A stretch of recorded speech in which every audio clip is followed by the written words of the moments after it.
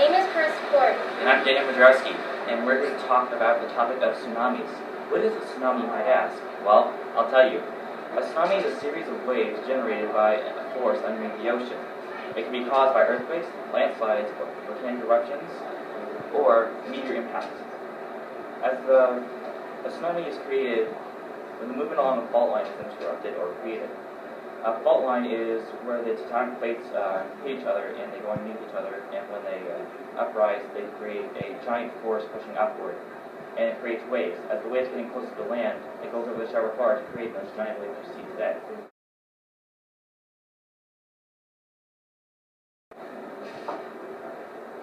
Tsunami affects the marine biome. It affects the animal plant life because some of the food and fish and the mammals, such as otters, food they eat washes up ashore. If the animals survive and are not blown away with powerful waves, their food was destroyed, so they might die from starvation. The plant life is affected by the plants being overwatered, the soil is destroyed, ripping the plants from the ground and taking away all the healthy nutrients from the soil. The area where the people being hit by tsunamis are near the rim of fire, which is the fault line of the tectonic plates where they are colliding. Islands and harbors near shore are being hit by the tsunami.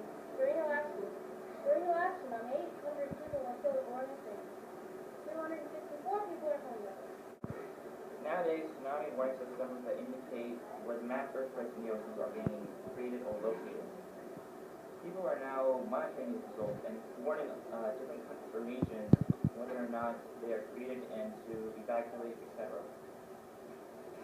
The way you can help is that you can give money by donating to organizations such as the Tsunami Relief Organization that helps people when their houses are destroyed or their lives are affected by the outcome of the tsunami.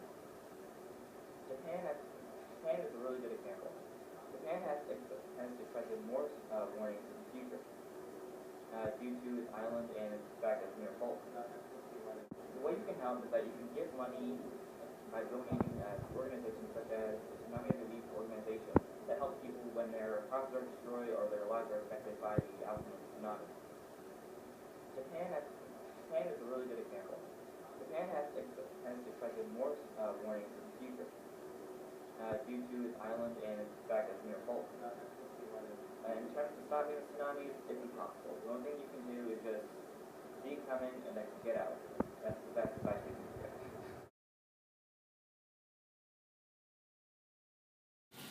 Live in Japan, this is Daniel and Chris's news, and right now it's devastated here. A tsunami had just hit, and boy oh boy is it wet.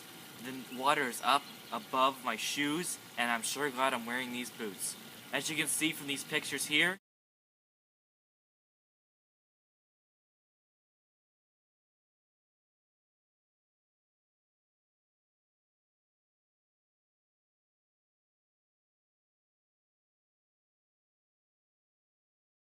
this land has been devastated, and I sure hope this land can recover.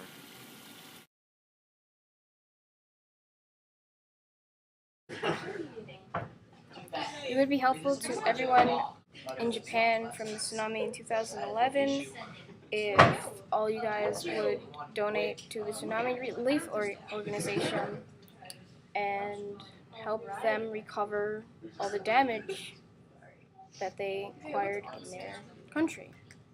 This is the PSA, and I'm glad for all you guys that actually helped. The natural disaster I am doing a report on is a tsunami, and I was wondering if you could answer a few questions for me.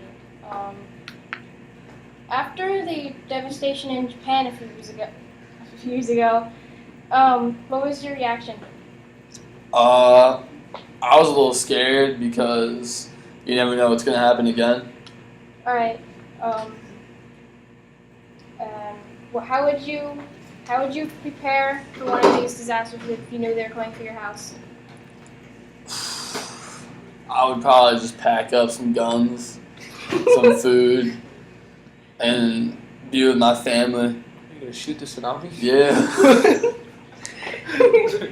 Okay. What is your opinion on this natural disaster? I disagree greatly with it because I think like it's very upsetting that like people that are living in their houses and then like the next day just like it's all washed out by water. It's like it's crazy. You think that could happen? But we're safe over here because a tsunami can't come this far. Nope. So We're deep. yeah, pretty good. Also, how would you spell it?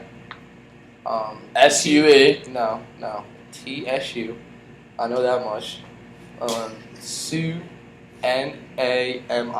Yes. Oh, there we go. Wow. What's up? I should be in the spelling bee. Oh, that's it. Great job.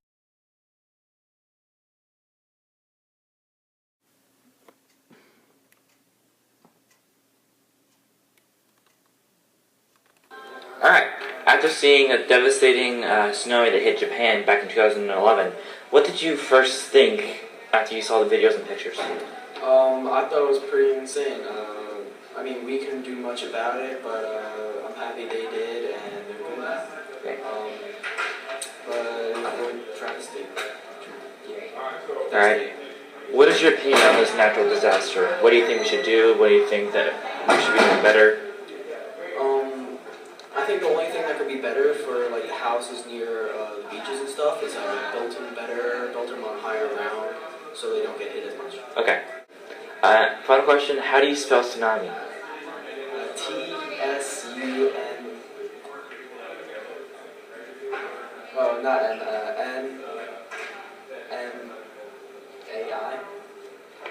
No, it's TSUNAMI. So close.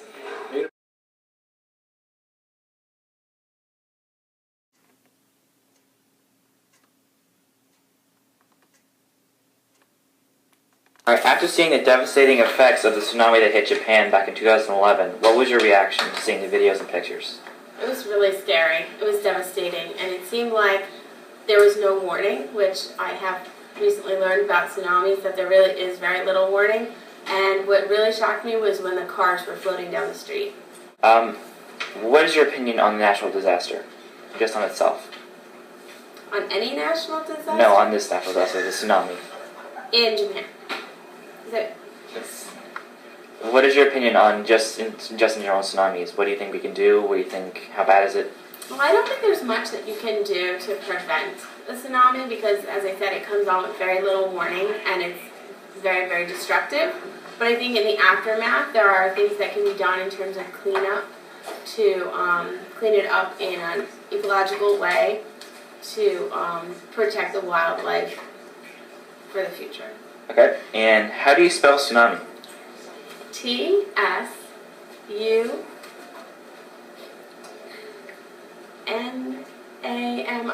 Correct. You're the first and only person to get it correct. Oh, cool.